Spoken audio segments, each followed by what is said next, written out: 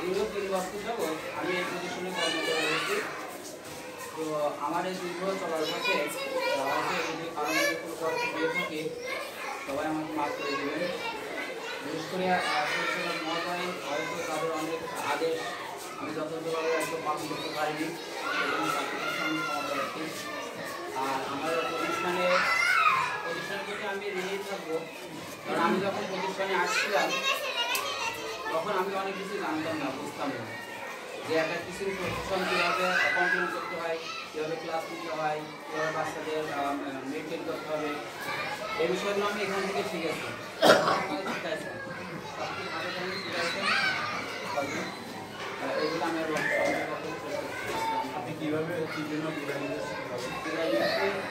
আমার বিশেষ ব্যক্তিগত কারণের জন্য আমি আর কি করে যাচ্ছি।